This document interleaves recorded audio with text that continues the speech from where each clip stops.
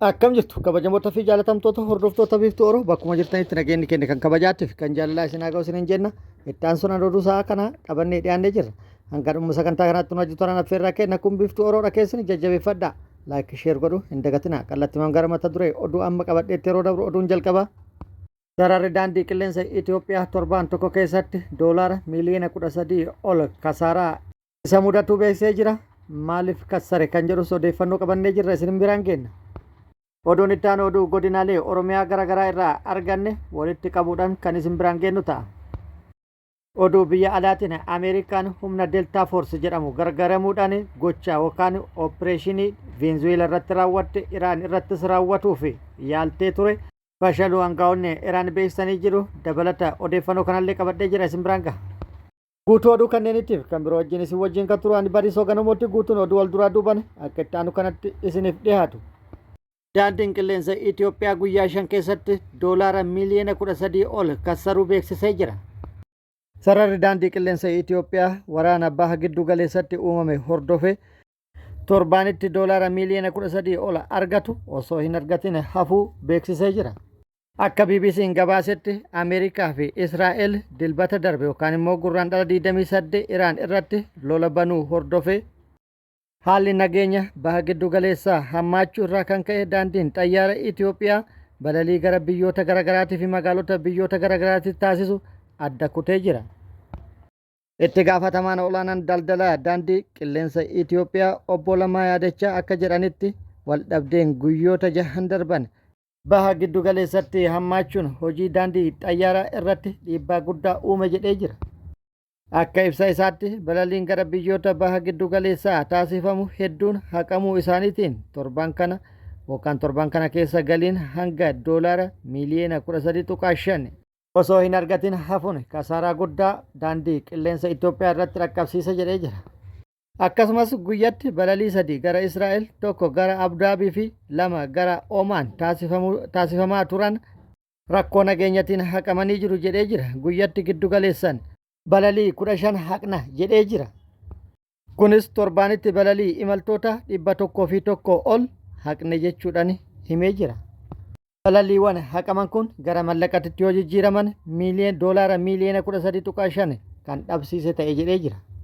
Dilbata bitootessa tokko 2026 godina Arsii Bahaa aanaa sirkaa magaalaa Xarreetaa keessa loltoonni bilchiginnaa namoota nagaa gammoojjii irraa gara magaalaa deeman namoota 2 qabanii hidhuun guyyoota 4 irraa erga turanii booda gaafa bitootessa 5 2026 mana hidhaa irraa baasanii ajjeesuu jiraattonni eeran. Namoonni kunneenis maqaan isaanii Abishee Kadir Caffaa nama umrii 60 dhalataa aanaa sirkaa ganda Eelaa Xarreetaa iddoo addaa Kinnoo kan ta'ee fi Abdurrahmaan Maammaa turuu fi nama umrii 50 dhalataa aanaa sirkaa ganda waajjira Psaa iddoo addaa dharroota jiraattonni foomsan. Akka jiraattonni jiranitti Abisheen abbaa ijoollee 8 yoo ta'u ijoollee isaa kanas dhalatee akka jiraachisuu fi Abdurrahmaan ammoo qaama miidhamaa harki tokko hin hojjenne maatii isaatiif soomanaaf waa bituuf magaalaa Xarreetaa deemee badii tokko malee loltoota bilchiginnaan qabamee hidhamuun ajjeefame jedhu. Akkasumas aanichuma ganda Soolee Digaluu Gunaa iddoo addaa Sosso'aa jedhamu keessatti loltoonni kunneen bitootessa 2026 nama maqaan isaa Baarkar Muhammad Urgeessoo jedhamu abbaa ijoollee 8 kan ta'e osoo inni horii eeguu bakka inni horii eeguu sa'aatii 6 walakkaa irratti qabanii deemuun waajjira gandaatti geessanii hidhuun galgala sa'a 2 walakkaa irratti waajjira keessaa baasuun bakka Xaapotaa Amaaroo jedhamutti ajjeesanii gatu jiraattonni eeranii jiru. Godina Bahaa Harargee aanaa Meettaa Araddaa Waldaa Gammachuu jedhamu keessatti torban darbe dubartii maqaan ishee Haafizaa Ibraahim Muusaa jedhamtu deeggarsa paartii badhaadhinaa qarshii 1,000 fidi jechuun halkan keessaa toora sa'aatii 10tti mana jireenyaa ishee itti cabsanii seenuun reebicha ulfaataa irraan ga'anii haala nama suukanneessuun gudeedanii deemuu maddeen himaniiru. Ergamtoonni impaayera jiguu hin oolle tiksuuf kufanii ka'an dantaa yeroof argataniin ulfina saba keessaa dhalatanii sharafuun safuu cabsanii dubartii ulfa ji'a 6 garaatti baattu kana haala nama rifaasisuu fi seera uumaa cabseen akkasumas aadaa fi duudhaa uummatichaa safeeffachuu dhiisuun itti wal jijjiiranii sagaagalummaa ulfaataa irratti raawwachuu shiftoota kana irraa kan ka'e ulfi kun irraa ba'uu fi fayyummaan ishee haala yaaddessaa keessa jiraachuu maddeen keenya eeranii jiru. Humnaa fi aangoo qabaniin akkasumas baay'ina waraanaa isaaniif afaan qawweetti kan amanan bitamtoonni impaayeratti saba qulqulluu sobaa yakkuunidhu gudeeduu fi ajjeesuu akka tooftaa bulchiinsaa fi dheeressitu umurii aangoo isaanitti fayyadamuun yakka seeraa fi seenaan hin daganne raawwachaa jiru. Godina Bahaa Shaggar Aanaa Boosat keessatti murne biltsiginnaa namoota nagaa hidhuun qabeenya isaanis akka saaman jiraattonni magaalaa Doonii himan. Bifuma olitti eerame kanaan Aanaa Boosat magaalaa Doonii keessatti tarkaanfii WBO'n hidhattootaa fi kaabinee murna biltsiginnaa uummata Oromoo maqaa deeggarsa paartii jedhuun dararaa jirtu irratti bitootessa 2026 fudhatee lukkeelee diinaa du'aa fi madoon adabuu hordofee namoota nagaa magaalicha keessa jiraatan hidhaa akka jiran jiraattonni himaniiru. Haaluma kanaan maatii qabsaa'ota magaalicha keessa jiraatan maqaan isaanii obbo Tashoomaa Buttaa, obbo Shuuraa Baqqalaa, obbo Katamaa kanneen jedhaman sababa tokko malee namoota tuttuqqii siyaasaa hin qabne jireenya dhuunfaa isaanii jiraatan maatii qabsaa waan ta'aniif qofa qabuun magaalaa Olan Ciititti geessuun dararaa akka jiran keessa beektonni eeruun horii isaanii walumaa galatti loon 15 ol jalaas fudhataniiru. Magaalaa kana keessatti tiksitoonni fi jaleewwan Abiy Ahmad filannoo empaayeratti keessatti kijiba ta'e golgaa godhachuun hidhattoonni fi kaabinoonni kanneen akka Muuzii, Gooloo fi fakkaattonni isaanii uummata nagaa saamsisaa akka jiranis beekameera. Godina Lobbaa Booranaa Daarimuu gandoota garaagaraa keessatti bitootessa 2026 waraanni murna garboonfataa Piipiin maqaa waraana bilisummaa Oromoo quunnamtu jedhuun bilbila sochii uummatarraa guuraa turuu fi tibbana mooraa waraanaa empaayeratti bifa addaan namoota guuraa jiraachuun jiraattonni bakkichaatti himan. Akka jiraattonni jedhanitti waraanni murna maafiyaa Piipiin yeroo garaagaraa taanicha keessatti yakkoota suukanneessaa hedduu dalagaa kan ture ta'uu eeruun tibbana ammoo bilbila harkaa dirqamaan uummatarraa guuraa turuu addeessanii jiru.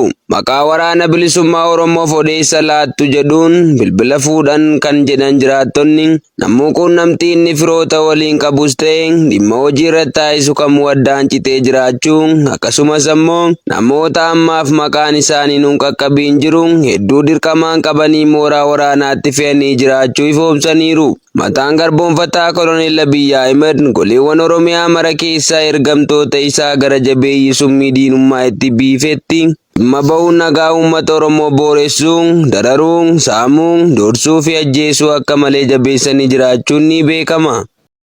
Oduun kun oduu ammeedha yookaan immoo breaking news. Hojiin yookaan duulli waraana Delta Force fashaluun gabaafamee jira. Kana jechuun Ameerikaan gochaa Venezuelaa irratti raawwatte haaluma wal fakkaatuun Iraan irrattis raawwatte osoo hin milkaa'in hafuun gabaafamee jira. Gabaasni Iraan akka ibsetti hojiin waraana Delta Force fashale jedhee jira. Akkasumas odeeffannoon maddoota garaagaraa irraa bahaa jiru akka ibsaa jirutti humni addaa Ameerikaa Delta Force jedhamu Iraan keessatti hojii iccitii tokko gaggeessuuf yaalaa ture. Garuu hojiin sun hin milkoofne saffisaan to'annaa humnoota Iraan jala oole jedhamee jira. Yeroo hojiin kun fashalutti Iraan loltoota Ameerikaa hedduu to'achuus gabaaftee jirti. Maddi oduu gara biraa immoo odeeffannoo kan akka ibse Iraan loltoota Ameerikaa jeneraalota waraanaa Ameerikaa sadiin hoogganaman loltoota hedduu qilleensa Iraanitti bu'uuf turan to'annaa jala oolchite jechuudhaan ifoomsee jira. Kana jechuun Ameerikaan duula Venezuelaa irratti gaggeessite ittiin milkoofte Iraan irratti irra deebi'uuf ture. Pireezidaantii Venezuelaa kan fuudhanii turan humnoota kana Iraan keessattis gocha kan irra deebi'uun hooggantoota Iraan fuudhuuf akka turan odeeffannoon bahe ibsee jira. Garuu duulli kun osoo hin milkaa'in hafe jedhamee jira. Oduma kanaan wal fakkaatuun Iraan basaasa Israa'el Moosaadii fi akkasumas basaasa CIA ta'ee nama hojjechaa ture tokko erga to'atteen booda waa hunda adda baafatuun erga dhimma irraa fixattee booda basaasicha kana yookaan nama basaasaa kana misaa'ilatti hidhuudhaan gara Israa'elitti ergitee jirti. Misaa'ilatti hiitee gara Israa'elitti yeroo dhukaastu miidiyaa hawaasaa kana irratti bal'inaan naanna'aa jira. Kanumaan wal qabatee oduun cabsaa fi yookaan oduun ammeen breaking news amma gadi bahe hojiin jaarsummaa jalqabame milkaa'aa jira wanni fakkaatu odeeffamaa jira. Saawud Arabiyaa, Kwaataarii fi Omaan ta'uudhaan pireezidaantii Doonaald Tiraamp haleellaa Iraan irratti raawwatu akka dhaabu gaafatanii jiru. Kanaanis pireezidaantii Doonaald Tiraamp jaraan tole jechuun isaa dhagahamee jira. Ejjennoon isaa dhaabbataa waan hin taaneef shakkii naqullee gama Iraanis deemuudhaan Iraaniifis yaada dhukaasa dhaabuu dhiyeessanii jennaan Iraan andurumaa haleellaa hin raawwanne. Haleellaan irratti raawwatameef deebii kenne ammallee taanaan haleellaan irratti raawwatama taanaan deebiin kennuun kiyya dirqama jechuudhaan jaras walii galuun dhagahame jedhamee jira. Haala jiruu fi odeeffannoo amma bahe kanaan wal qabate nageenyi waan bu'u fakkaata. Nageenyi bu'uun immoo waan filannoo hin qabne nagaa rabbiin haa buusu jennaan nuti ammas. Kun akkuma jirutti ta'ee Pirezidaantiin Ameerikaa Doonaald Tiraamp kamisa kaleessaa ajjechaa Alii Kaameenii booda hoogganaa olaanaa Iraanitti aanu filachuu keessatti ga'ee qabaachuu akka qaban cimsanii yoo dubbatan ilmi isaanii fudhataman qabu jedhe. Ilmi Kaameenii nama salphaadha. Akkuma deelsi muudama kana keessatti hirmaachuun qaba jechuun Tiraamp gaaffii fi deebii Axios waliin taasisaniin Venezuelaa waliin wal bira qabame kan ilaalan yoo ta'u, Ameerikaan hoogganaa ishee Niikoolaas Maaduroo aangoo irraa erga ariiteen booda Pirezidaantii yeroo Deelsi Roodirigees doorsisuun wal hojjechaa jirti. Tiraamp miidiyaa oduu kanaaf akka himanitti Ameerikaan Iraan keessatti hoogganaa mijataa osoo hin jiraatiin waggoota 5 keessatti gara waraanaatti deebi'uun ishee hin oolu. Ilmi Kaameenii anaaf fudhataman qabu. Nama Iraanitti wal danda'uu fi nagaa fiduu barbaanna jechuun Tiraamp wabeeffachuun miidiyaan oduu kun gabaaseera. Tiraamp hoogganaa olaanaa haaraa Iraan filachuu keessatti karaa kamiin gahee fudhachuu akka danda'an ifan turre. Murteen kun yaa'ii abbootii amantii olaanoo musliimota shi'aa irra caalaan isaanii Ameerikaa cimsanii mormaniin murtaa'e. Bara 1989 irraa eegalee imaammata cimaa biyya keessaa ukkaamsuu fi biyyoota ollaa waliin wal dhabdee uumuu dabalatee Iraan bulchaa kan turan Alii Kaameenii sanbata yeroo Israa'elii fi Ameerikaan waraana bananitti aleellaa Israa'el raawwatteen ajjeefamaniiru. Venezuelaa keessatti Tiraamp aleellaa lubbuu namaa galaafatu amajjii 3 ajaja dabarsaniin humnoonni Ameerikaa Maaduroo nama yeroo dheeraaf US'n mormaa ture butanii turan. Kabajamoota fi jaalatamtoota hordoftoota biiftuu Oroo oduu namaaf qabanne kana hanga ammaa kana guutuu oduu wajjin isin wajjin kan ture ani Bariisoo Ganamooti. Hanga yeroo itti aanutti deebinee wal agarrutti nageenyi rabbii isiniif haa baay'atu. Nagatti nu turan hawwii kenna. Nagatti nu tura.